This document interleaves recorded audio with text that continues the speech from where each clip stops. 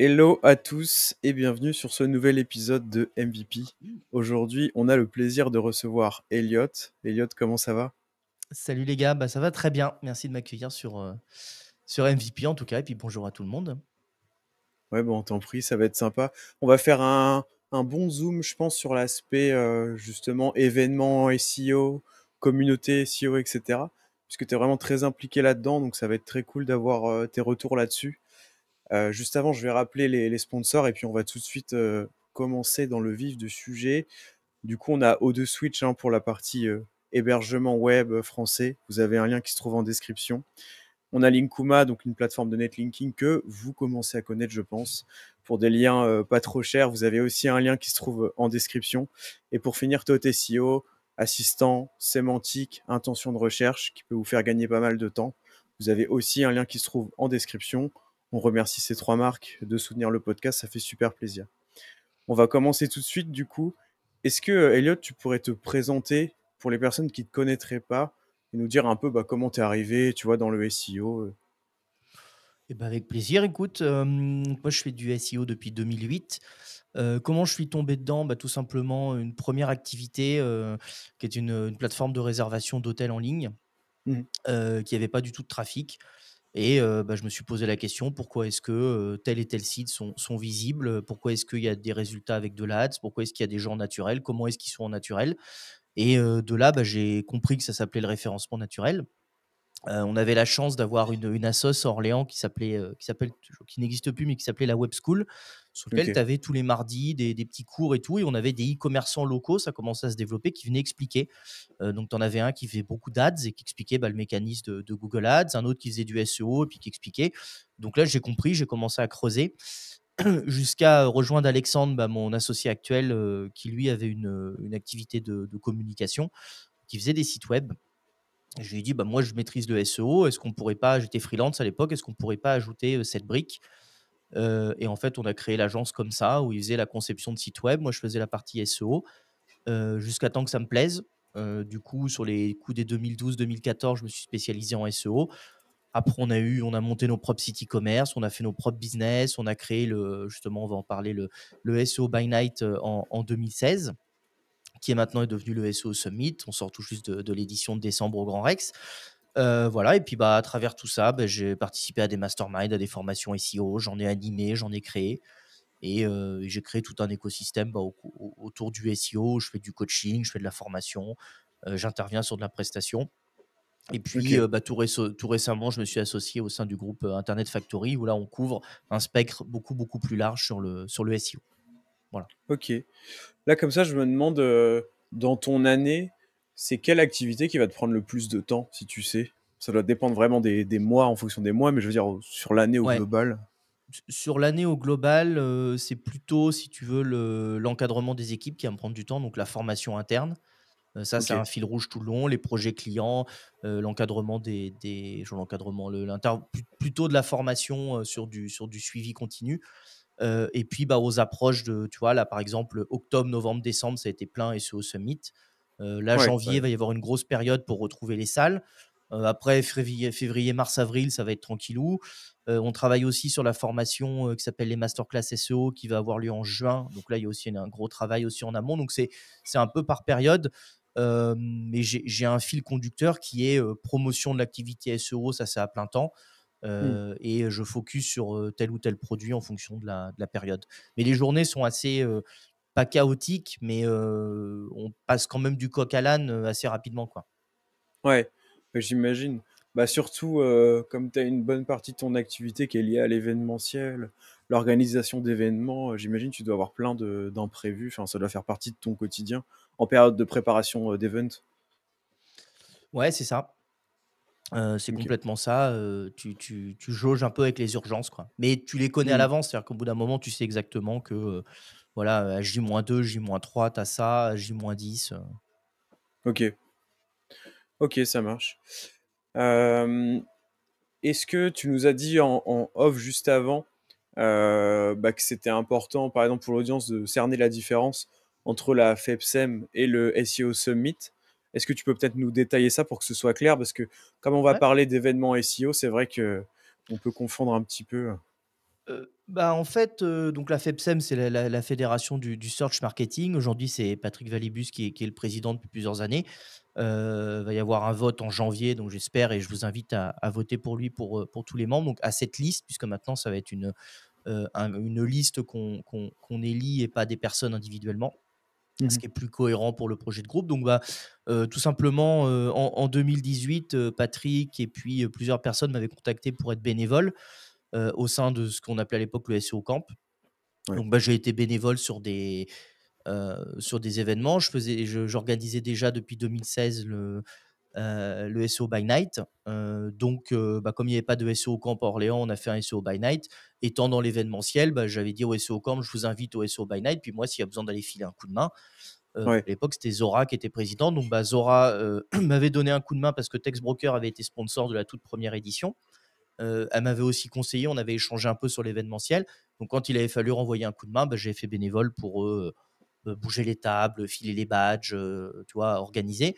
Et quand Patrick s'est investi un peu plus dans le bureau, il m'a dit on a l'habitude de bosser ensemble, rejoins-moi, on va monter un beau projet. J'avais trouvé ça cool. Et à l'époque, il y avait Alan Cladix qui était encore au bureau, qui voulait un peu lever le pied. Et OK. donc, ça permettait de remplacer les équipes. Et on s'est dit comment on peut mettre en place. Donc, Patrick avait déjà organisé, lui, un événement à Lyon dont j'ai perdu le nom. Et si je donne le mauvais, je vais me faire gronder. Donc, voilà, il avait fait déjà un événement. Donc, l'idée, c'était de dire on a l'habitude de faire un peu d'événementiel. Comment est-ce qu'on peut mettre notre savoir-faire au service du SEO Camp. Voilà comment je me suis retrouvé en fait dans la sauce. Et puis, au fur et à mesure des années, le projet a évolué vers une fédération pour regrouper et fédérer un peu les membres. Et puis, sur de l'événementiel, qui était Feu le SEO Camp, qui était le plus gros événement sur 2 jours. Donc maintenant, ça a beaucoup évolué. Moi, le SEO by Night que je faisais vraiment à titre sympathique et bénévole à l'époque, puisque c'était pas un produit financier en tant que tel. Petit à petit, on a vu que c'est une vraie offre, on avait une réelle demande des gens et le marché de l'événementiel a complètement évolué puisqu'avant, le modèle économique de vendre un billet fonctionnait bien, les gens se déplaçaient. Maintenant, il se trouve que depuis 2020, depuis le Covid, en fait, sur YouTube, tu as énormément de ressources gratuites SEO.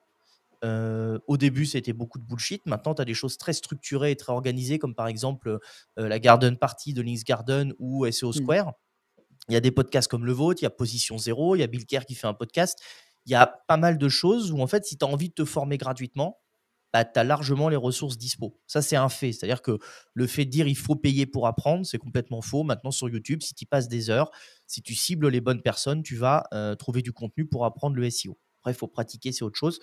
Mmh. Donc, le simple fait de dire aux gens, venez à un événement, il faut payer, ça n'a plus de sens. Et beaucoup de gens ont choisi un peu, et notamment plein de jeunes, ils vivent pas forcément en France, ils n'ont pas envie de se déplacer et ils savent qu'avec une connexion Internet, ils ont accessible à tout. Donc, il a fallu évoluer. C'est pour ça que la FEPSEM a dû aussi évoluer parce que le modèle économique de l'époque, le SEO Camp, faisait vivre en fait toute l'année la sauce.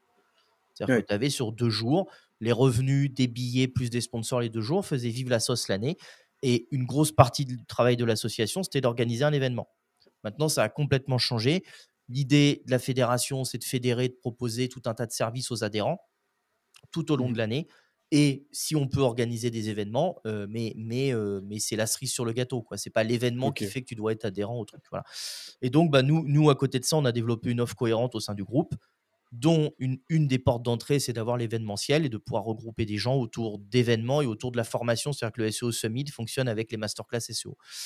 Là, aujourd'hui, moi, j'ai levé le pied, je vais me retirer de la FEPSEM, tout simplement par manque de temps et parce que j'estime avoir fait ce que j'avais à y apporter.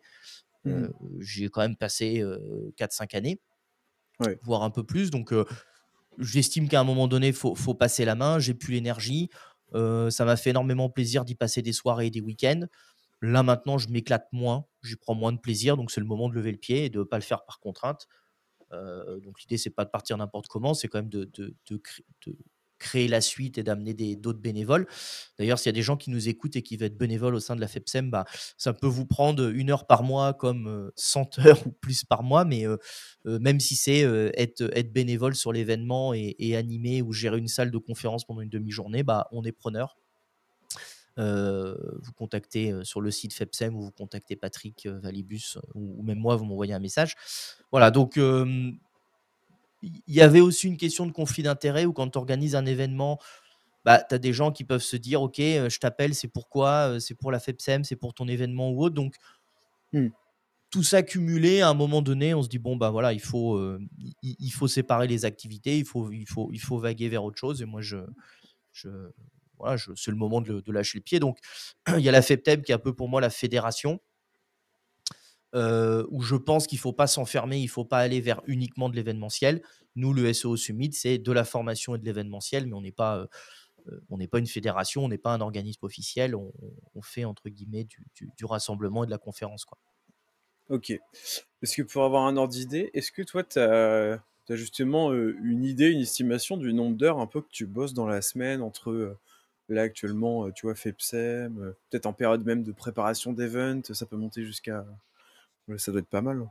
En préparation d'event, c'est du 7h, 21h, je dirais, pas en non-stop, mais Ouais, voilà, tu as l'esprit connecté, tu te lèves le matin jusqu'au soir, tu as l'esprit connecté de tout ce que tu peux bah, ouais, oublier, zapper, des gens qui vont te rappeler, faut courir après les slides, ouais, les conférenciers, un tel conférencier peut plus venir, il faut le remplacer, le mec de l'hôtel qui t'appelle, qui te dit: «Ah mais au final je me suis trompé d'une chambre, il manque une chambre pour un tel», tu vois?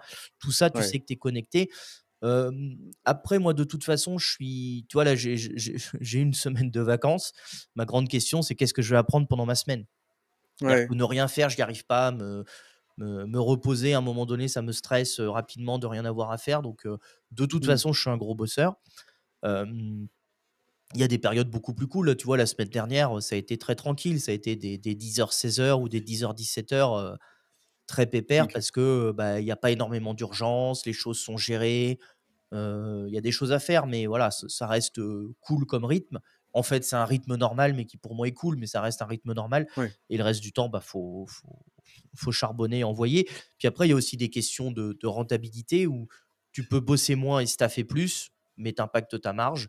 Donc la question, c'est, bah, est-ce que tu veux prendre le rôle de 2 ou 3 personnes heu et avoir un bilan positif, si tu veux, par rapport à ce que ça doit ramener, hein. C'est toujours la même chose, hein, plus tu mets de charge en face, plus ton produit financier est moins rentable, quoi. Mmh. OK.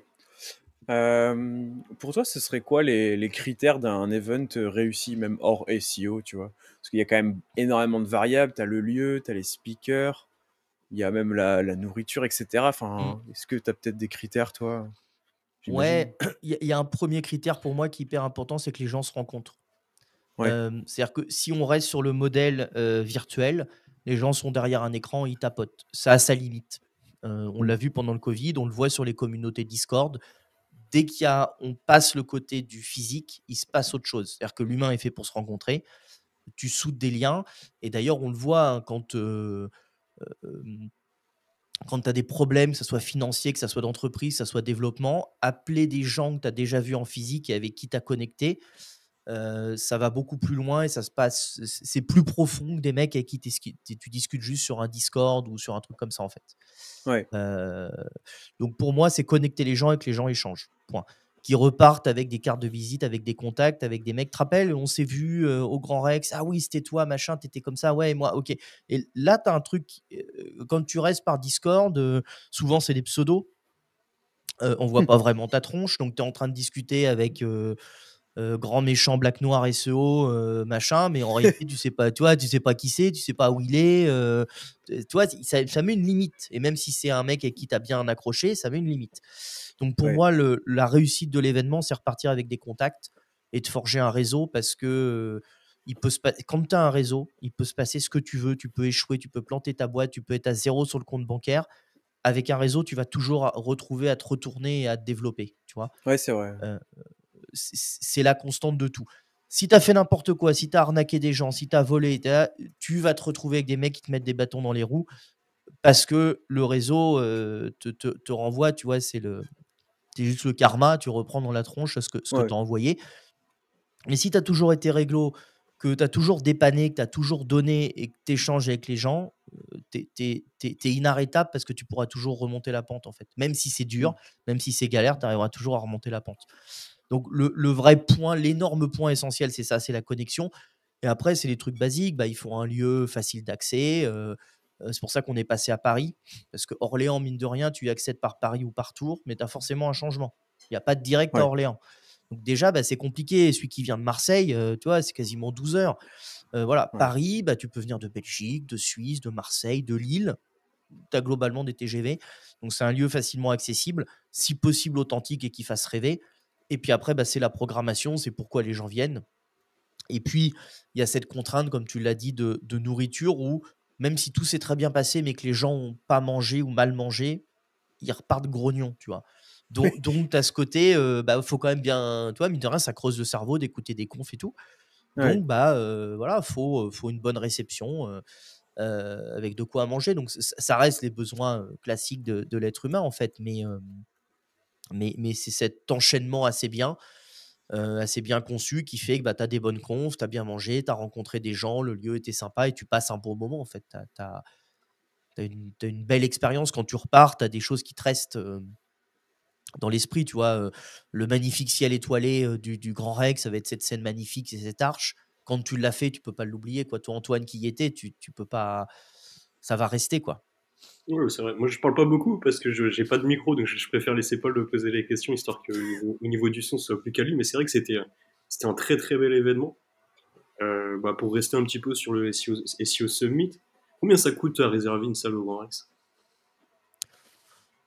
Sur une salle, alors ça dépend ce que tu mets réellement dans la salle, mais tu montes vite à 30 000 à 40 000 euros la loc. Pas Ouais, nu, parce mais que si tu vas la si stuffer un tu peu. mets. Pardon, vas-y. Ouais, je disais en fait, tu la loues neutre et après c'est toi qui payes les options type. T'as plein de modes de fonctionnement. Tu as le mode où tu prends tout packagé clé en main avec leurs prestataires. Tu as le mode où toi, tu vas amener tes prestataires. Tu as le mode où toi, tu as des équipes salariées où dans l'année, bah, on sait qu'on déclenche des CDD sur une période assez courte parce qu'on a besoin de professionnels pour tel et tel poste. Voilà, et puis à force de faire ça, bah, tu construis tes équipes et tu prends plus forcément de prestataires externes ou c'est des prestataires avec qui tu as tellement l'habitude de bosser que ça fonctionne bien. Mais ça coûte le plus gros coût est là, en fait, c'est la nourriture plus la location de salle. Et encore, j'ai visité des salles comme les Studios Gabriel ou le Planet Brognard ou d'autres événements. On est quasiment à 100 000 en location nue. Tu vois, on n'est mm, pas du tout dans les mêmes coûts. Donc, c'est une des problématiques sur Paris, c'est de trouver une salle à un prix abordable parce que tu peux tout faire, mais si après ton billet il est à 1 000 euros ou 1 200 balles, tu n'as personne qui va venir pour une journée. L'écart est trop élevé entre ce que tu aurais gratuit sur YouTube et à moins d'apporter vraiment encore autre chose. Mais voilà, mais ça coûte sur Paris, surtout là, ça coûte excessivement cher. Le moindre truc coûte une fortune, quoi. mm. Ok. Tu as mis l'accent sur un peu justement la connexion, la vraie connexion entre les gens en physique. Est-ce que juste le fait de faire un événement physique, ça suffit? Ou est-ce que toi, tu as d'autres choses que tu vas optimiser, je sais pas, au sein de l'événement pour que les gens puissent encore plus connecter? Nous, on utilise un système d'appli d'événementiel qui permet aux gens de rester en contact après et de s'envoyer des messages. Ok, ouais, On trop cool. partage la liste de diffusion après coup. Alors, pas les données personnelles, mais au moins le nom, prénom, entreprise qu'on puisse te retrouver sur LinkedIn. Tu Ouais. acceptes ou pas après la connexion, mais au moins tu peux rentrer en contact avec les gens. Mhm. Hem et on essaye de faire en sorte que, tu vois, on avait un système d'SMS où tu mets les gens en relation, ils ont un système de rendez-vous et tout. On essaye quand même de faire matcher le networking. En plus, l'IA maintenant, c'est un super outil pour ça, pour essayer de faire matcher les gens entre eux avec des problématiques. Bon, bah, toi, tu es e-commerçant, tu nous as déclaré que tu faisais de l'emailing, un tel, c'est un e-commerçant qui débute, bah, peut-être vous pouvez matcher ensemble, quoi. Vous êtes pas concurrents sur le secteur du e-commerce, vous allez pouvoir discuter parce que ça a du sens, quoi. Mm. Toi, tu es freelance, tu cherches des agences SEO avec qui bosser, ça peut aller valoir le coup d'aller voir un tel ou tel sponsor ou telle agence. Donc nous, notre rôle aussi, c'est d'aider à la mise en relation, d'aider à échanger parce qu'il y a beaucoup de gens qui me disent: «Ouais, j'aimerais parler aux speakers, aux conférenciers, mais j'ose pas. Ils sont pas Ouais. accessibles». C'est que simplement, bah, oui, effectivement, tu prends Sylvain Perronnet, il est en train de discuter avec des gens qu'il connaît. Donc si tu le connais pas, bah, tu as tout le temps l'impression qu'il est pas accessible. Tu vois, Ouais. alors que c'était pareil qu'Olivier Dufay, il était tout le temps entouré de plein de gens qu'il connaissait parce que c'est des gens aussi qui se voient 2-3 fois dans l'année. Les conférenciers entre eux se connaissent. Au bout d'un moment, à force de faire de speaker, bah, tu rencontres toujours les mêmes personnes. Donc, Mhm. bah, quand tu arrives, ou même quand tu es une personne un peu connue, tu vois, on parlera tout à l'heure de Camille et Nelly sur LinkedIn, il y a tout de suite plein de gens qui sont arrivés pour discuter parce qu'ils les voyaient sur LinkedIn. Donc, bah, c'est des gens un peu publics, tu les vois toujours entourés. Donc, c'est aussi le rôle de l'organisateur, que des personnes nous écrivent avant l'événement en disant j'aimerais bien discuter avec un tel et un tel. Justement, il y a des gens de l'organisation pour venir pousser en disant bah, tiens, Olivier, un tel veut discuter avec toi, il n'a pas osé, et hop, et ça se fait naturellement, quoi. Ouais, trop Et cool. donc en fait, moi je crois beaucoup dans ce côté networking et des gens bah, qui ont du mal parce que tu sais, pas forcément quand tu débutes dans le business, mais quand tu vas pas forcément à des événements et que tu viens à des événements, surtout quand tu as beaucoup mangé de contenu en ligne, euh, c'est pas facile de t'inclure dans une discussion où tu as 3 personnes en cercle en train de discuter et tu arrives en poussant en disant ouais, vous parlez de quoi? Tu vois, il Ouais. faut quand même avoir quelques petites astuces de discuter, de parler et tout. Et tu vois, j'ai fait récemment la formation de Paul Sanchez, la SEO High Level. J'arrivais à peu près à connaître tout le monde, mais je vois des gens qui connaissent personne, qui ont du mal à s'intégrer, pas du mal à s'intégrer dans le groupe, mais c'est pas facile de discuter, Ouais, c'est normal, tu hein. vois. Donc, Mm. le but, c'est de simplifier ça et de mettre le maximum de bonnes occasions de se rencontrer, quoi. Ok, ok, super. Euh, Moi, je vais avoir une question sur un peu les galères que tu peux rencontrer. Juste avant, je vais faire un petit rappel sur les sponsors. Mais ouais, parce que je me dis, à mon avis, si déjà tu peux penser à des petits, je sais pas, des exemples de galères, tu vois, les trucs les plus chiants qui te sont arrivés. Je peux t'en Euh, citer des centaines. ouais, parfait. Et oui, donc je fais juste le petit rappel sur les sponsors. Donc vous avez 3 liens en description. On les remercie encore une fois. Vero de Switch, Totesio et Linkuma. Si une des solutions vous intéresse, n'hésitez pas à aller checker leur site. Et oui, du coup, quelles seraient, toi, les galères qui te viennent en tête que tu retiendras toute ta vie? T'en as peut-être 2, 3 des grandes, quoi, je sais pas.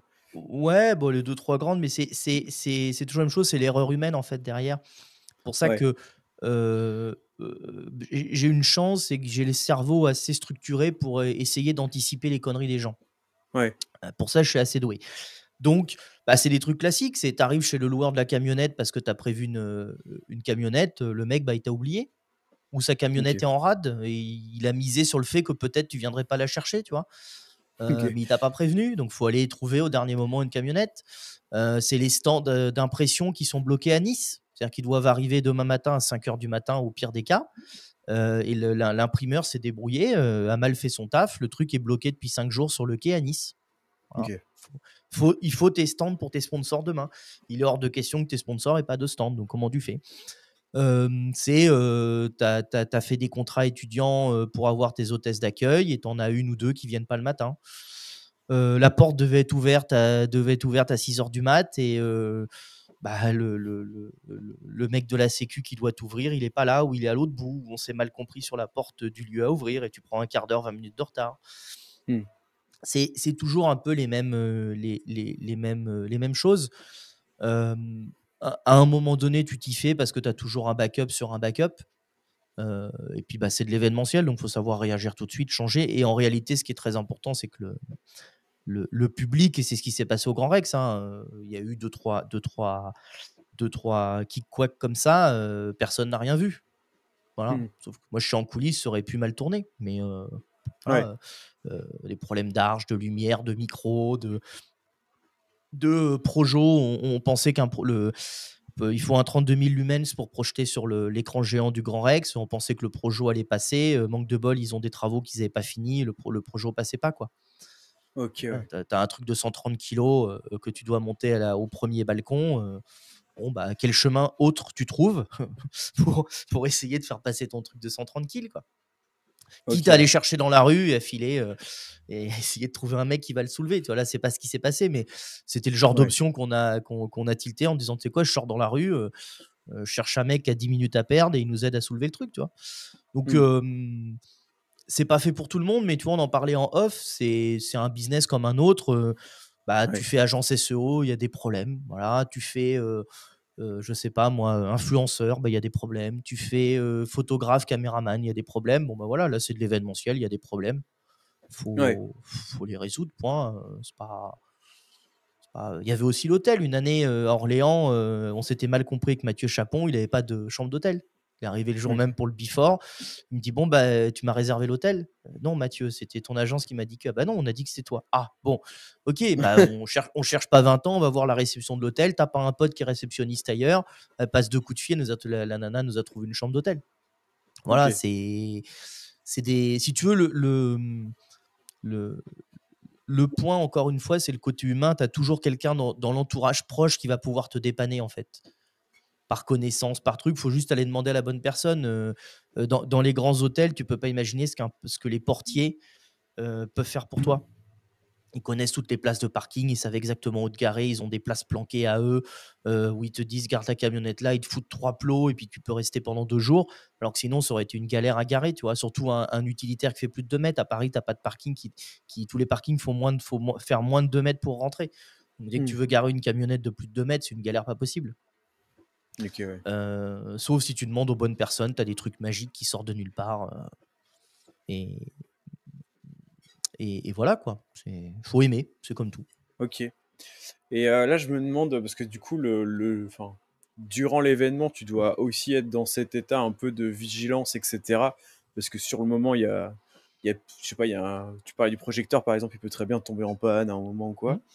Est-ce que tu arrives quand même à profiter d'une certaine manière de l'événement, ou est-ce que tu profites plutôt après, une fois que c'est terminé, avec les retours? Comment ça se passe un peu pour toi? C'est toujours pareil, c'est exactement comme la posture du chef d'entreprise, c'est où est-ce que tu veux te mettre? Est-ce que Mmh. tu veux être dans l'opérationnel ou non?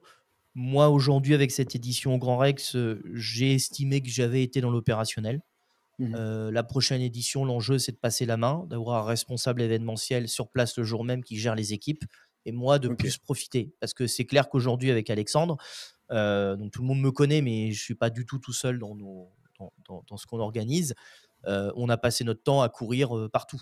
J'ai pas Ouais, bah, discuté oui. avec les gens. Moi, j'ai beaucoup profité le mardi soir avant les masterclass.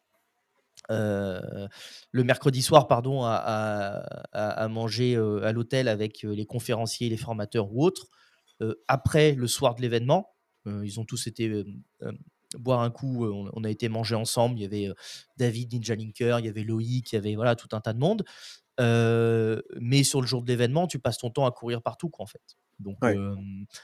Donc c'est exactement la question, c'est bah, jusqu'à quel moment tu dois toi être dans l'opérationnel et à partir de quel moment tu peux commencer à passer la main parce que tu es beaucoup plus utile et tu as beaucoup plus d'impact à être serein, posé, ne pas courir et discuter avec les gens. Et à quel moment tu as plus d'impact à courir et résoudre toutes les merdes, quoi. Mmh. OK. Super intéressant. Si tu veux, on peut faire un petit zoom sur l'aspect communauté SEO, ancien, nouveau SEO. Déjà, moi j'aurais aimé avoir ton avis sur bah, justement cette communauté SEO-là et comment tu l'as vu évoluer dans le temps, avant même que nous, tu vois, avec Antoine, on arrive dans le SEO, puisqu'on a commencé globalement il y a 4 ans, quoi. Comment c'était et comment ça a évolué, je trouve ça intéressant. En fait, c'est toujours une question de revenus. C'est-à-dire qu'à partir du moment où les gens ont des revenus, ils peuvent rester dans le jeu. À partir du moment où il y a plus de revenus, tu restes plus dans le jeu. Mmh. Contrairement à ce qu'on entend et ce qu'on peut dire, la communauté SEO n'a jamais été, aussi active et n'a jamais autant, donné de valeur, que entre 2002-2003 et peut-être 2015-2018, tu vois? OK. Je rappelle quand même qu'il y avait des forums comme Script SEO. Mmh. Tu voulais apprendre de la monétisation, du Black Hat, des techniques avancées.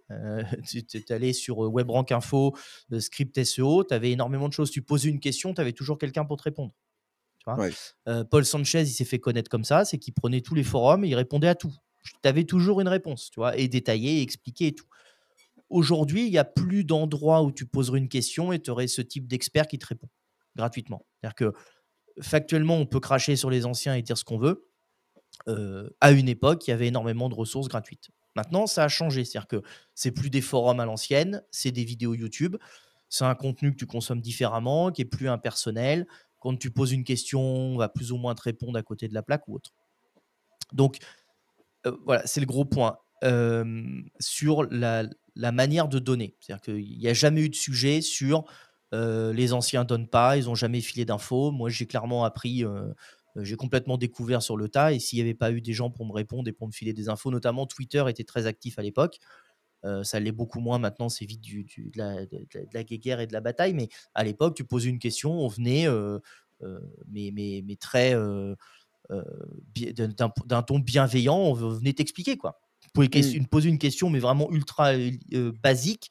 Personne venait te dire que tu étais un nul parce que tu avais posé une question basique, on venait t'expliquer. Voilà. Et il y avait quand même un contrôle, c'est ce côté un peu paternaliste des anciens pour vérifier que les techniques utilisées n'étaient pas utilisées pour faire le mal, entre guillemets. Ok. On a des cas dans la voyance, par exemple, bon, les plus anciens savent de qui je parlerai, voilà, où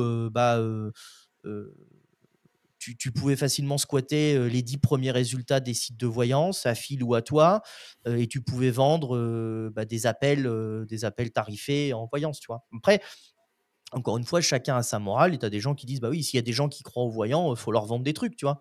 Donc chacun fait comme il veut, mais tu avais quand même un contrôle pour vérifier que tu n'es pas un mec qui fasse n'importe quoi voilà, s'en servent pour faire, je sais pas, soit dans la politique, soit dans les trucs. Donc, tu avais quand même un certain contrôle. Ce qui a amené un petit peu aussi une autre problématique où tu as des gens qui voulaient pas suivre le cursus basique de, entre guillemets, se faire aduler par les pairs, qui voulaient brûler les étapes. Et ça, c'est le genre de truc qui avait du mal à passer. Si tu veux, il fallait quand même avoir une espèce de patte blanche en disant je me suis fait former par un tel, j'ai été validé par un tel pour arriver dans cette sphère. C'est le côté un peu le retour de bâton parce que tout peut pas être beau et magique. Et c'est vrai que c'était un côté un peu négatif. Si tu voulais arriver comme ça, on te disait retourne en formation, fais-toi valider par un tel, et tais-toi, quoi. C'est un peu vrai. Voilà. Mais à partir du moment où tu pouvais gagner de l'argent et vivre de la monétisation entre guillemets assez facilement en SEO, tu vois, année 2010, je parle même pas de 2002 de Google Ads ou 2003-2004, où là, avec de la bouillie, des contenus qui voulaient rien dire, machin, tu foutais de l'Ads, tu gagnais encore de l'argent. Laurent Bourrelli ou tous les anciens, Sylvain Richard et tout, en parlerait beaucoup mieux que moi parce que moi j'étais pas là, j'ai pas vécu, mais même jusqu'en 2015, tu pouvais faire de la bouillie, du cloaking, des machins, tu grattais de la file, tu vois, tu pouvais faire tes 3-4 000 balles par mois avec un peu de monétisation. Maintenant, en affiliation, c'est quand même plus compliqué je te dis pas que tu peux pas les faire. Je te dis que c'est quand même plus compliqué tu vois, les shops made for Amazon, il y a eu un moment, ça cartonnait, ça s'est fait éclater. Donc, jusqu'à arriver où maintenant, faire de l'argent en ligne, c'est plus dur. Même la vente de liens, avant, avec 10 sites, tu pouvais très bien gagner ta vie, quoi. Tu foutais tes sites sur les plateformes, tu avais ça plus un peu d'affil, tu faisais de l'Amazon, des 2-3 trucs, et tu t'en sortais. Maintenant, c'est compliqué. Donc, il y a ceux qui ont su rebondir et ceux qui n'ont pas su rebondir. Avec un gros truc qui est arrivé, et je ne sais pas trop d'où c'est sorti, mais le SEO est devenu populaire, quoi. C'est-à-dire que truc de sorcier un peu caché à l'ancienne, c'est arrivé comme le nouveau canal qui permettait à des entreprises de se faire connaître. Et comme tout sujet qui devient un peu mainstream, il s'est passé ce qui devait se passer, c'est-à-dire que tout le monde a pu prendre la parole sur le SEO. Des gens validés, pas validés, compétents, pas compétents, j'en sais rien. Tout le monde a pris la parole sur le SEO. Donc, tu avais d'à côté des gens très compétents, un peu à l'ancienne, qui ne maîtrisent pas le marketing, avec des petits nouveaux forcément moins compétents, parce que tu peux raconter ce que tu veux quand tu as 15 ans d'expérience, 20 ans d'expérience. Au moins, dans le SEO, tu as forcément moins d'expérience que l'ancien, tu vois, et ça, tu peux dire ce que tu veux. Tu peux le tourner comme tu veux. Tu vois, c'est moins vrai pour des métiers comme par exemple la LinkedIn ou la créa visuelle. C'est quand même des nouveaux métiers, tout ça. En 2010, on ne faisait pas de la vidéo comme on fait aujourd'hui. Donc forcément qu'aujourd'hui, quelqu'un qui vend de la vidéo, même à 20 ans, tu peux être beaucoup plus créatif et maîtriser les outils que quelqu'un de 50 ou 60 balais ou 40 balais. Parce que le métier est nouveau, donc forcément, tu le découvres. Le SEO, c'est quand même un vieux métier, donc tu as des gens d'expérience. Et je pense que ça a été ça la confrontation, c'est des anciens techniciens qui maîtrisent pas le marketing ou qui n'ont pas envie de le maîtriser parce qu'ils n'ont pas besoin. Et de l'autre côté, des gens qui étaient des jeunes qui maîtrisent mieux le marketing, qui ont aussi une différence de génération. C'est-à-dire que nous, il fallait quand même se faire valider, respecter, tu vois. Moi, je sais que j'étais vachement dans ce cas-là. J'ai quand même attendu un paquet de temps avant de faire de la presta, qu'on me dise c'est bon, t'es compétent maintenant, tu peux faire de la presta, tu vois. Alors que tu as plein de jeunes qui se posent pas de questions et qui vont pas chercher midi à 14h. Et quand tu sais, quand tu as bossé 20 heures sur un sujet, tu commences à le maîtriser mieux que 90% des gens. Bon, en fait, en réalité, en lisant 3 bouquins d'SEO, tu peux commencer à vendre de la presta, quoi. Ce qui est vrai, sur de la presta sur du basique classique sans problème, tu peux tout à fait commencer à faire de la presta sur quelqu'un qui fait 0 aujourd'hui. Et je pense que ça a été. Et il y a eu ce sorte de confrontation où il y a de ce qu'on appelle clairement du storytelling versus de la technique. Oui, en marketing, tout doit aller vite, tout doit être simple, tout doit être facile et rapide. Et un technicien SEO, il sait très bien que le SEO, c'est pas vite, c'est pas rapide, ça se fait pas tout seul. Voilà quoi. Et c'est clairement l'école Twitter versus l'école LinkedIn, quoi. Et tu mets ces personnes en confrontation. T'en as qui vont. Moi, j'ai quand même changé pas mal d'avis par rapport à ce que j'ai pu lire ou voir qui diffusait en me disant bon, ok, c'est vrai qu'il y a un niveau 0 du SEO qui existe, il a le droit d'exister aussi et il faut bien commencer par un bout. Il y a des gens qui ont moins évolué, il y a des gens qui ont pas du tout, qui ont complètement arrêté en se disant c'est plus mon monde, ça a trop changé, tu vois. Et en même temps, l'humain n'est pas fait pour qu'il y ait autant de changements. Tu regardes ne serait-ce que l'IA. Nous, on avait quand même une plateforme, rien que pour te remettre, hein, on avait quand même une plateforme qui embauchait à peu près 800 rédacteurs dans le monde, à travers le monde. Du jour au lendemain, on a foutu au chômage les 800 rédacteurs. On leur a expliqué qu'on n'avait plus de travail pour eux parce que ChatGPT était arrivé.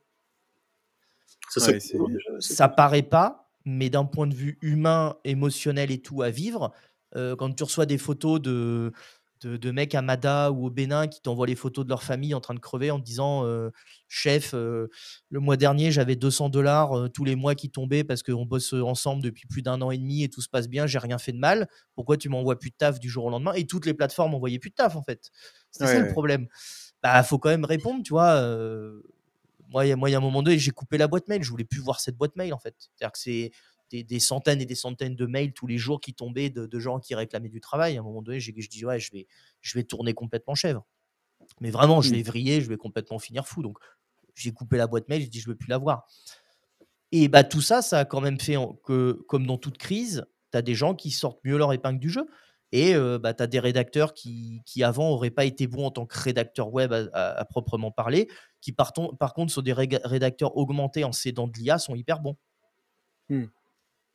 Et voilà, c'est toute période comme ça est compliquée. Je pense que le Covid n'a pas aidé parce que le Covid a lancé aussi le tous entrepreneur. Donc maintenant, tout le monde peut être auto-entrepreneur, tout le monde doit gagner sa vie. Il y a eu la mode pour vendre des formations de ne soyez plus salarié, tu sais, où on a bien tapé sur le salarié, qui est qu'une fonction fiscale, hein, je rappelle, quand tu es en SAS, tu es forcément salarié. Hein.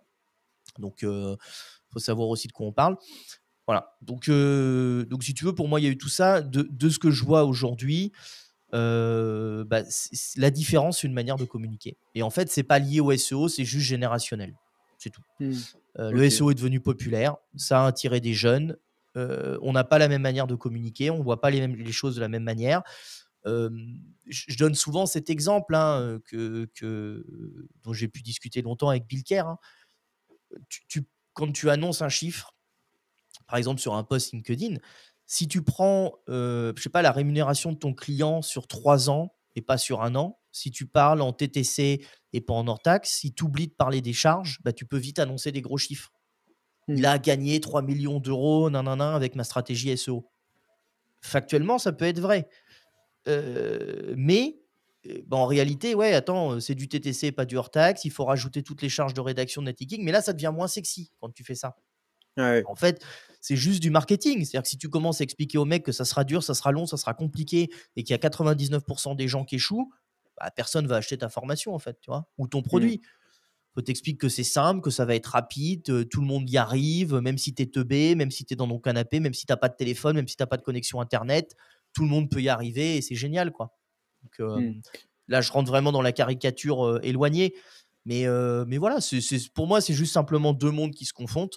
Et puis dedans, on a des gens un peu plus intelligents qui utilisent les stratégies de manipulation des foules qui sont très connues depuis très longtemps et qui l'ont bien adapté, hein. La quête, le héros qui sort de son village, il va à la quête, il fait sa quête, il rencontre des ennemis, le méchant ennemi. Si les clients n'y arrivent pas, c'est pas à cause c'est pas parce qu'ils travaillent pas assez, c'est parce il y a les méchants ennemis sur le chemin. Il arrive à battre les ennemis, il réussit son aventure et sa quête, et après il accompagne les gens, les nouveaux héros à passer à travers les méchants et arriver à leur quête aussi. Mmh. Voilà, moi j'y vois du positif si tu veux, parce que ça fait bouger les lignes. Après, c'est comme tout changement, c'est dur à vivre, quoi. Ok. Et en termes de niveau SEO pur et dur, donc avant tu disais que du coup bah, le SEO ça existait depuis pas mal de temps, etc. Et que bah, du coup l'ancienneté, ça en gros quelqu'un de plus ancien aurait plus d'expérience, de compétences.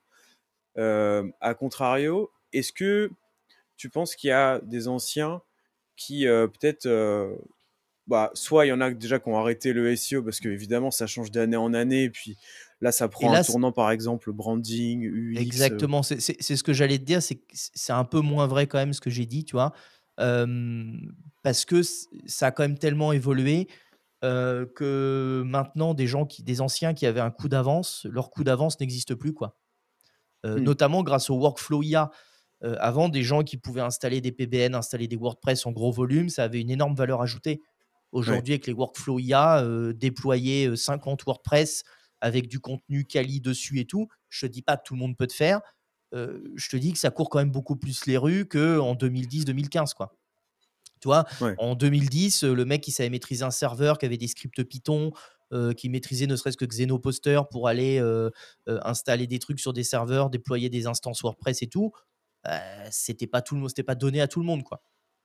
Là aujourd'hui, avec les N8N, les makes et tout, celui qui maîtrise et qui veut se donner les moyens, il a quand même de quoi, tu vois. Hmm. Donc, Mais ouais. d'un autre côté, je me dis, un ancien SEO qui a su s'adapter, c'est sûr que là, il est indétrônable parce que pour le coup, il a l'antériorité, l'expérience, plus il s'est adapté. Et du coup, ma question, c'est, mais je sais, ça se trouve, tu n'as pas de réponse. Je me demande quelle part, justement, des anciens SEO, si on en prend 100, combien se sont adaptés et combien, à contrario, sont peut-être un peu restés dans des pratiques d'avant. Je me rends pas du tout compte, tu vois, de la part. Ah, moi, je dirais qu'il y a 10% qui s'est adapté, hein, même pas, hein. Ok. Même pas, hein, ouais, ouais, ouais, c'est moins de 10%, hein, parce que et c'est pas les mêmes maîtrises, hein, maîtriser du texte optimisé sémantiquement, c'est pas faire de la vidéo. Tu vois? Ne Hmm. serait-ce que maîtriser le hook de la vidéo, qui maintenant est primordial aujourd'hui sur Instagram, sur TikTok ou même sur n'importe quel short, bah, c'est un métier complètement différent. C'est les mêmes logiques et les mêmes structures une fois que tu as compris, mais il a fallu te reformer, tu vois? Moi, je me suis reformé au copywriting, Hmm. j'ai tout repris de base. Je me suis formé à la vidéo, c'est-à-dire qu'aujourd'hui, c'est moi qui fais mon setup vidéo, je filme pas mal de choses. Euh, donc, si tu veux, j'ai appris des choses que je maîtrisais pas avant. Voilà, donc, mais le côté expérience, tu sais, c'est un peu bullshit ce que je vais dire, mais c'est un peu l'expérience de la vie, quoi. Quand tu as vu 15-20 sites, parce qu'en fait, en réalité, le SEO, c'est pas compliqué. Quand tout va bien, et qu'il n'y a pas de notion de budget, ce qui est très rare, mais ça va facile, c'est toujours les mêmes choses, tu vois. Hmm. Là où c'est plus compliqué, où l'expertise parle, c'est, bah, voilà, mon concurrent, il vient de lever 3 millions d'euros. Moi, il faut que j'essaye de batailler contre lui. Je ne les ai pas levés. Je ne peux pas me payer ses influenceurs.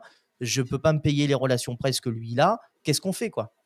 Ouais. L'expérience, elle est là, en fait, tu vois, et tu peux dire ce que tu veux. Et je comprends cette volonté à 25 ans de dire je dois pouvoir arriver sur le marché, je dois pouvoir m'imposer, je veux vendre mes services. On m'a dit que tout était réalisable, qu'il n'y avait pas de limite, qu'il fallait pas que j'ai de croyances limitantes. Je comprends tout ça. Il y a quand même une réalité de terrain qui est de dire bah voilà, quand tu as construit le même, je sais pas, la même table depuis 20 ans. Tu sais exactement toutes les, comme l'événementiel, quoi. Je sais aujourd'hui, après une dizaine d'un peu moins de 7 ou 8 éditions, je sais exactement ce qui peut me tomber sur le nez. Voilà, quand tu fais ton premier, t'as bon être un énorme stratège, t'as bon être très intelligent et on parle pas de ça. C'est juste que l'expérience, bah, c'est le fait cumulé, quoi. Donc, voilà, quand tout va bien, t'as pas besoin de cette expérience, mais c'est quand ça va un peu moins bien ou que tu joues pas dans les mêmes armes que les concurrents euh, qu'il faut avoir ce côté expertise parce que là, tu as un petit coup d'avance, quoi, quand même. Après, dans tous les cas, je me dis que ça reste un marché et que cette variable, tu vois, d'expérience, elle est aussi liée normalement au prix, au TJM proposé par le prestataire. Et donc, Complètement. normalement, le client, enfin, c'est pas qu'il fait forcément un choix éclairé, mais je veux dire, tu vois un jeune de 20 ans qui communique sur LinkedIn où c'est écrit qu'il fait du SEO depuis un an, même pas, et qui a un TJM de 250 euros, bon, tu sais ce que tu achètes C'est normalement. pour ça qu'il n'y a pas de sujet, en fait, entre Mm. toi, j'en entends qui disent, ou j'en vois, ou j'en lis, qui disent, ouais, c'est parce que les vieux, ils ont plus de business et les petits jeunes, ils bouffent du business aux vieux. Bah non, en fait. Moi, je prends des clients qui m'expliquent que je suis trop cher, bah, c'est très bien. Voilà, et moi, je récupère quoi? J'ai des clients, généralement des industriels, qui sont passés par une ou deux grosses agences, qui ont bossé avec un ou deux freelances et qui me disent, bah, là, j'ai vraiment besoin de l'expertise au maximum parce qu'on a à peu près tout fait, qu'est-ce qu'on peut faire? Ou Mm. ils n'ont pas réussi, qu'est-ce que toi, tu peux faire pour moi? C'est mon dernier recours, je ne sais pas quoi faire d'autre, tu vois? Ouais. Donc, on n'attire pas les mêmes clients, on n'est pas au même prix.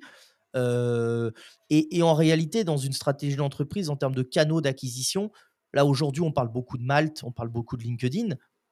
Je les maîtrise, je sais acquérir du client et être autonome financièrement avec ces canaux, mais je ne fais pas du tout que ces canaux-là. On fait du Mm. phoning, on fait des salons physiques, on envoie des mailings papier encore, on fait de l'emailing et j'ai des réseaux physiques. Donc, je veux dire, demain, on me coupe LinkedIn et mes posts, ils ont 0 vue, bah, en réalité, j'ai d'autres canaux. Parce qu'au Mm. niveau de chiffre d'affaires qu'on est, on doit multiplier les canaux et on ne peut pas se retrouver complètement enchaîné avec un seul, avec un seul canal d'acquisition qui viendrait bloquer. Donc, et un Mm. freelance tout seul peut très bien fonctionner tout seul en autonomie avec Malte et LinkedIn et des réseaux sociaux, Ouais, tu vois. Mais pour ouais, moi, il n'y a clairement. pas de. Comme tu dis, quand tu regardes le nombre d'entreprises sur le marché, il pourrait y avoir 1000 ou 10 000 influenceurs, entre guillemets, qui publient sur LinkedIn, il y aurait du boulot pour tout le monde.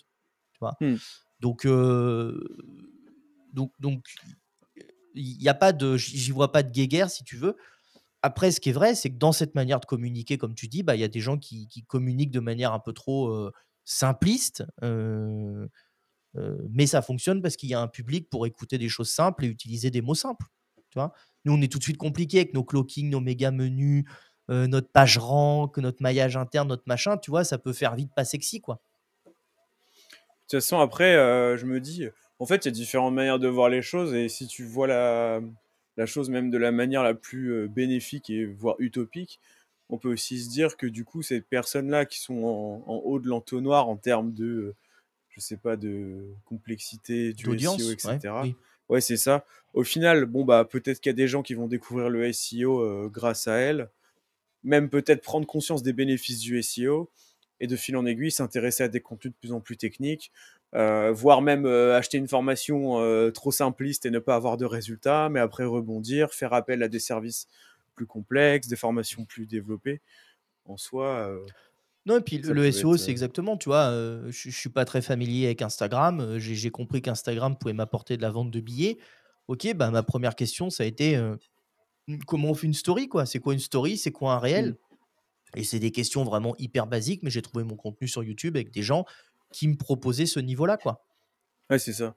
Donc c'est la même chose sur le SEO. Tu as forcément quelqu'un qui se pose une question, bah, comment on rédige un title, quoi? Et déjà, est-ce qu'on appelle Hmm. ça title? On a peut-être ça, titre de la page.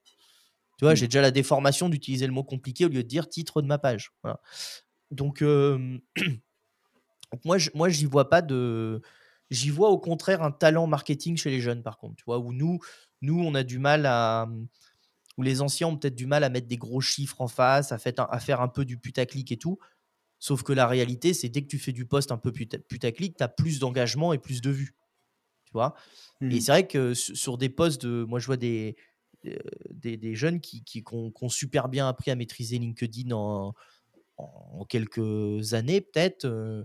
la vidéo, toi, tu vois, tu t'y es mis, tu as rapidement percé, tu t'es pas posé 50 questions, tu as fait tes vidéos, tu as fait tes shorts, tu t'es pas demandé qui m'autorise à publier, est-ce que j'ai le droit d'avoir une chaîne YouTube, est-ce que je peux parler de SEO et tout.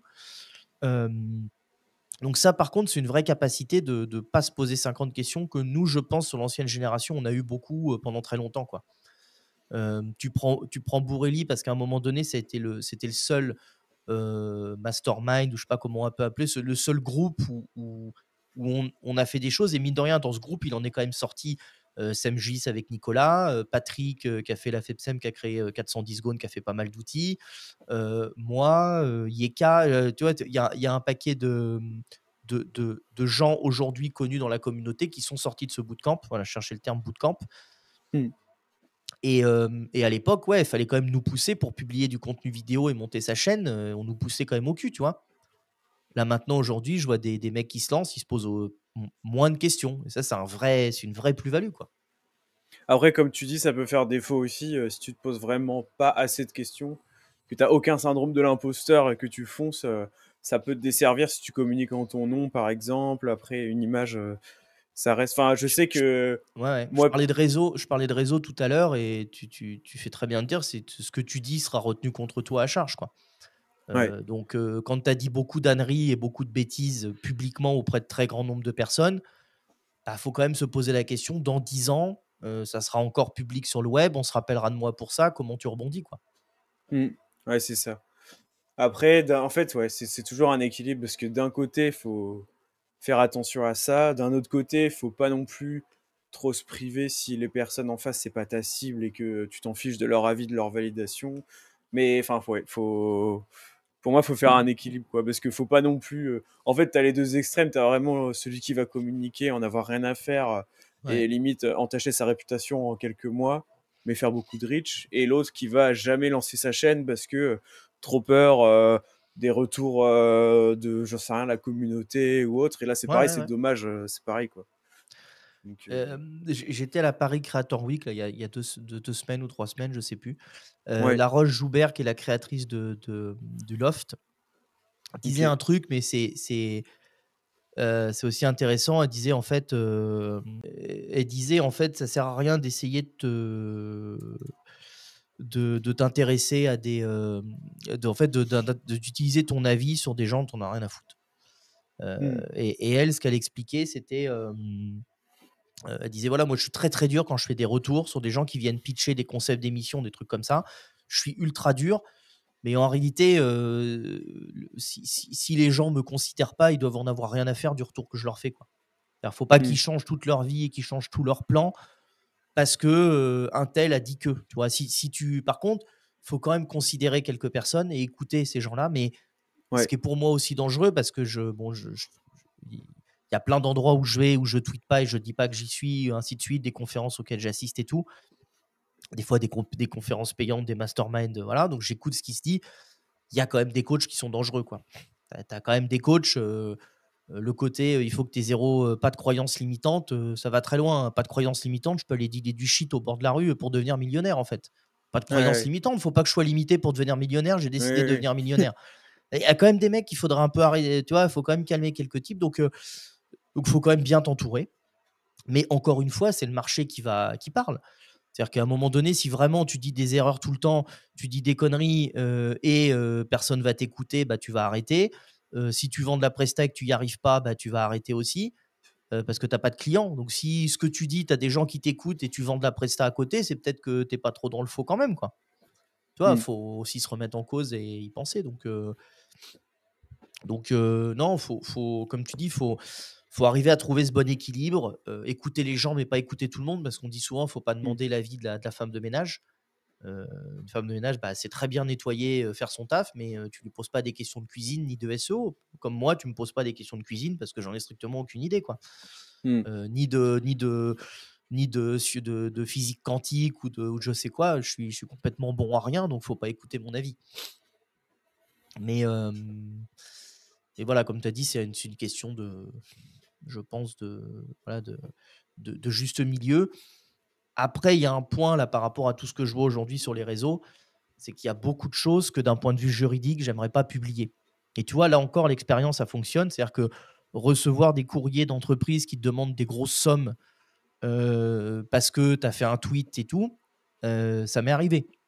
Je sais, j'ai Ok. l'expérience du truc. Je vois plein de jeunes aujourd'hui, même des moins jeunes, publier des trucs. J'oserais pas le faire. Tu vois, j'ai envie de bien dormir T'as, la nuit. Je veux pas t'as, de que je. Ouais. t'as un exemple en tête, enfin pas nommé, mais tu vois, genre quelqu'un, je sais pas, qui publie un tweet sur une marque. Ouais, bah, un exemple très, très concret sur le SEO Summit. Certaines personnes ont lancé une rumeur comme quoi on avait volé certains mails et certains Ok. tweets étaient clairement diffamatoires. Et je vais Ok. même Et plus là, loin que t'aurais ça, pu. c'est que j'estime que moi, ça m'a fait perdre des ventes de billets. J'ai un événement qui a un, objet, qui a un budget global à plusieurs centaines de milliers d'euros. Bah, je vais considérer que ton tweet, il m'a fait perdre de l'argent. Donc, bah, on va te demander des dommages et intérêts, mais sur des sommes qui sont à de très gros nombreux zéros, quoi. Tu vois. Ouais. Après, il y a une logique économique. Je sais que la personne n'a pas de quoi à payer, même si elle est condamnée, elle ne pourra pas les payer parce qu'elle ne gagne pas sa vie. Et voilà. Mais même des choses des fois un peu plus anodines.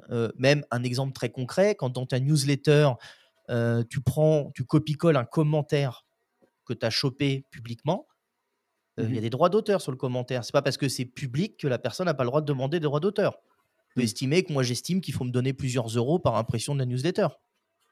Mm. Je pourrais demander quelques centaines de milliers d'euros. J'en ai rien à foutre et je le ferai pas. Mais tu vois, il y a des choses, il faut quand même se rendre compte et tout ça, c'est l'expérience. C'est-à-dire que quand ça t'est arrivé, quand on t'a demandé des sommes, quand on t'a attaqué, quand il a fallu que tu ailles au bout du pays, au tribunal pour te justifier, machin, prendre un avocat, payer ceci, cela, déjà te Ouais. battre pour que ça soit la société qui soit attaquée et plus toi en ton nom perso. Tu vois, bah, en Ouais. fait, une fois que tu as vécu ça, tu fais attention et moi je regarde beaucoup ce qui se passe sur les réseaux, machin. Je vois quand même, c'est beaucoup quand même majoritairement des jeunes, il y a des moins jeunes aussi, mais beaucoup de jeunes écrire des trucs, voilà, ils pourraient s'en mordre les doigts, quoi. Mm. Donc Ok. c'est pas le Far West non plus. Les réseaux sociaux, on a l'impression qu'on peut dire ce qu'on veut et on peut publier ce qu'on veut pour le buzz. Voilà, il y a quand même un cadre légal à tout ça, quoi. Mm.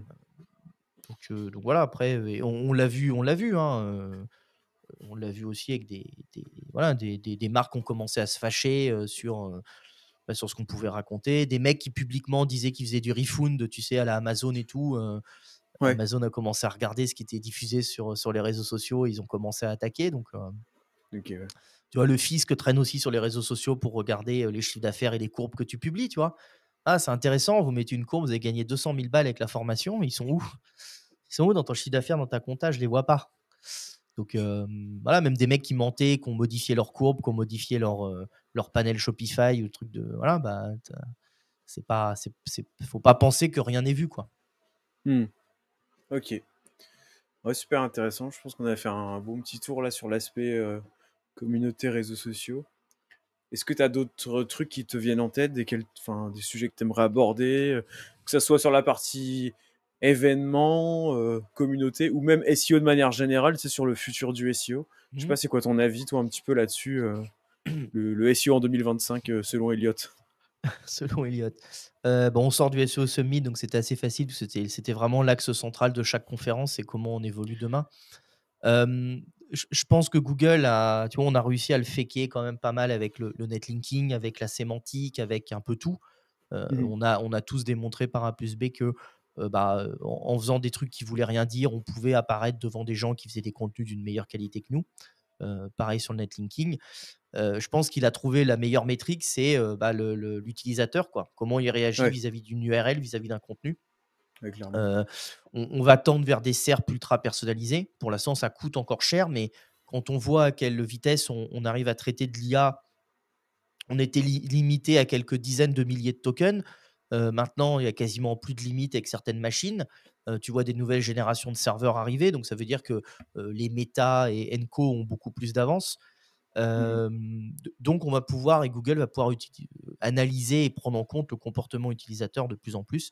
Et ça, en fait, ça coûte plus cher à faker, si tu veux, que le faire Ouais. réellement.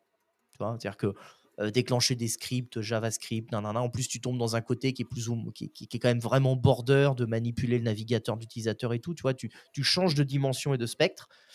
Donc, faut bien faire le job. Donc, ça veut dire quoi? Ça veut dire être une marque reconnue avec des vrais contenus d'autorité, des vrais auteurs d'autorité, qui a un écosystème complet, qui publie sur TikTok, sur Instagram, sur Facebook, sur Twitter, qui écrit des livres, qui a publié des livres avec des numéros, un numéro d'auteur, un vrai livre distribué dans des librairies en ligne ou physique.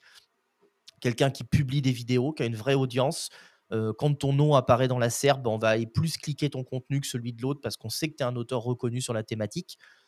Et on prend plaisir à acheter sur ta marque parce que tu as une expérience aussi physiquement. Tu as des événements physiques, tu as des magasins, tu as des workshops, tu as des corners, des boutiques où tu croises des gens et tu as une expérience, tu vois, une expérience qualitative avec le produit. Et tu prends plaisir à utiliser le produit. Donc pour moi, ça a complètement évolué. Il n'y a plus le SEO, il y a l'URL, elle va être visible sur Google et mise en avant parce que tu as prouvé que c'était une URL qui plaisait avec un contenu qui plaisait. Voilà. Et justement, on parlait tout à l'heure de s'adapter. S'adapter à la vidéo, écrire des contenus texte, il y a plein de gens pour qui ça convient. Montrer sa tête en vidéo, d'un coup, ça ne convient plus, quoi. Et c'est pas nécessaire dans tous les cas, mais dans beaucoup de cas, c'est quand même plus pertinent. Donc, moi, je trouve ça positif pour le SEO parce que tu rentres vraiment dans un écosystème global, quoi. C'est-à-dire que tu es à côté du SEA, tu es à côté de l'organique, tu es à côté des réseaux sociaux, tu es à côté des commerciaux physiques. Tu es vraiment dans ce marketing mix complet. Tu n'es plus le truc un peu à côté du canal parce que tu vois, ça a souvent été ça. Le SEO, c'était traité à côté, quoi. Le SEO était en relation avec personne, il parlait à rien, il faisait ses petits trucs, ses optimisations, ses titles, ses backlinks, et à côté, il y avait le marketing. Maintenant, non, même un contenu qu'on va écrire pour du SEO, il faut qu'on puisse le filer au community manager pour qu'il puisse aller le publier sur les réseaux sociaux. Donc, si déjà le sujet, le thème ne plaît pas et quand l'internaute il va lire le contenu, il se dit ouais, c'est tout pourri, c'est des fausses infos, c'est nul, ça veut rien dire. Bon, c'est mort, quoi. Ouais. Et moi, je trouve ça positif pour le métier. Puis ça permet, parce qu'il faut pas se leurrer, on s'ennuyait quand même un petit peu. Une fois que tu avais compris comment faire du netlinking, une fois que tu as compris la sémantique, l'optimisation, le maillage interne. Donc, on commençait à s'ennuyer un petit peu quand même. Là, tu vois, ça ramène quand même des nouvelles choses à apprendre, des nouvelles expertises, une manière de fonctionner. Et puis, je trouve ça quand même positif dans le sens où, tu vois, les réseaux sociaux, ça reste un truc de plus jeune quand même. Toi, le community management, il faut quand même un côté créatif, un côté c'est différent, c'est de la photo, c'est de la vidéo. Faut arriver à trouver le petit truc qui va faire que l'internaute y reste. C'est complètement différent du contenu SEO classique. Donc ça peut faire que du bien à apprendre, quoi. Ok. Ouais, c'est intéressant, on a vraiment le même avis. Je me dis, si ça fait du bien à l'internaute, ça fait du bien au métier, quoi. Enfin, tout va dans le bon sens. Même nous, en tant qu'utilisateurs de Google, tu vois, si on a moins du prix, j'en sais rien, de sites affiliés, genre vraiment, moi le premier, hein, quand je regarde, là j'ai acheté, tu vois, un micro-cravate Bluetooth, j'y connais rien, je voulais prendre un truc qui me semblait bien, à aucun moment je tape ça sur Google, genre vraiment, après... Et puis, tu es sur une recherche qui nécessite de la vidéo. En plus. C'est en vidéo que tu vas bien comprendre que tu n'as pas envie de te lire 5000 mots sur le fonctionnement du micro-rod, machin, truc, cravate. Donc, il y a aussi des recherches qui, de toute façon, sont simplifiées par la vidéo. C'est de faire du SEO que d'aller faire de la vidéo et faire une review sur tel ou tel truc, quoi. Tu vois, ouais, clairement. Et je ne sais même pas si écrire 5000 mots, ça va être utile à quiconque. Même Google, tu regardes la SERP, tu as une box vidéo, tu as certainement de l'ADS qui est peut-être du shopping sur le produit. Après, tu vas avoir une box vidéo, tu as peut-être des boutiques en physique. Même en SEO, si tu arrivais à être premier, tu serais 9e ou 10e, tu vois. C'est-à-dire pas visible, en fait. Ouais, clairement. Et bah écoute, top.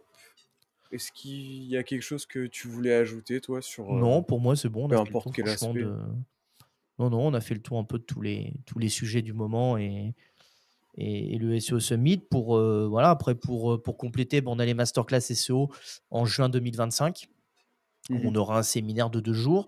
Et octobre 2025, ça sera la prochaine édition du SEO Summit qui aura lieu pareil à Paris Centre. Après, il y a plusieurs lieux, c'est justement le choix qu'on va faire en janvier. Ok, Mais voilà, même concept que les précédentes éditions, hein, une journée de conférence. ok, ok, trop cool. Bah écoute, en tout cas, merci de ta venue sur MVP, c'était cool Bah, de merci parler pour avec toi. l'invite. Ouais. Notamment, bah, tu vois, de l'aspect un peu jeune versus ancien et tout. C'est cool de recevoir un profil comme le tien pour avoir Après, c'est mon bah, des avis, hein, visions chacun différentes. verra les choses différentes. Faut pas oublier que c'est du business aussi et que, bah voilà, quand on parle de personal branding, il n'y a rien de personnel, hein, il faut faire son histoire, c'est du business. Donc, faut aussi prendre en compte ça et comprendre pourquoi les gens disent ce qu'ils disent et quel est leur impact dans ce qu'ils vendent ou ce qu'ils vendent pas, quoi. Ouais, clairement. Bah, même moi, j'aime toujours, je sais pas, quand j'analyse un profil ou quoi, je regarde tout de suite, je vais dans sa bio, je veux choper le lien cliquable, voir ce qu'il y Mm. a à vendre à la fin, tu vois, pour comprendre. Parce que tout le monde est. C'est ça Dans la tous les cas, vérité. tout le monde est biaisé. Tu peux jamais être 100% Tu objectif. sais, les gens qui te disent souvent, ouais, c'est pourquoi tu te lèves le matin, ouais, c'est pour aider les freelances à faire ceci, à faire cela. Non, c'est pour gagner de la thune comme tout le monde. Après, T'as différents trouvé moyens. ton, Ouais. ton why. Voilà, c'est ça. Mais je veux dire, on est tous là pour la thune. Faut payer les factures à la fin du mois. Donc oui, bah, si je fais du coaching, par exemple, pour les éditeurs de sites, franchement, si je les ai aidés, je suis très heureux, tu vois. Mais bah, n'empêche qu'il y a une transaction financière, ils me payent pour l'aider, quoi. Ouais, Donc, ouais, clairement. Après, bah ouais, ce qui est cool, c'est si t'arrives à trouver justement les deux. Faire de l'argent en faisant un truc qui pour toi fait ouais, sens, c'est où tu l'équilibre, te c'est sens ça. bien avec ça, avec toi-même et tout, Mais c'est mais parfait, quoi. mais mais faut pas oublier que, bah, comme en marketing, voilà, tu peux modifier un petit peu la vérité ou ce que tu penses pour, vendre plus ou moins pour vendre ton produit et orienter les gens à acheter ton truc, tu vois? C'est le fameux Ouais, méchant, hein, le méchant, il peut être impersonnel comme, Macron, l'État français, les méchants patrons de Netflix, les GAFAM, machin, comme il peut être personnel hmm, et incarné par une personne. Donc, faut aussi comprendre, mais les gens sont pas dupes, les gens sont pas idiots et tu sais, ce qu'on appelle la minorité silencieuse, c'est que tu as plein de gens qui like et qui commentent sur les réseaux, mais tu as aussi plein de gens qui voient et qui disent rien et qui sont pas idiots. Ils voient bien ce qui se passe, tu vois. Quand tu en hmm. parles avec eux en physique, quand tu discutes en privé avec les gens, tu vois bien que les gens se rendent compte de ce qui se passe et il n'y a pas de. Voilà, il y a pas Ouais, clairement. genre, les gens voient bien, quoi. Ok. Bah écoute, super conclusion. Bah, merci d'être venu. Merci à Et vous, les puis, gars. bah, peut-être à une prochaine sur Avec MVP, grand sur un autre plaisir. sujet ou autre. Aucun problème, avec grand plaisir. Ça marche. Salut tout le monde. Ciao tout le monde.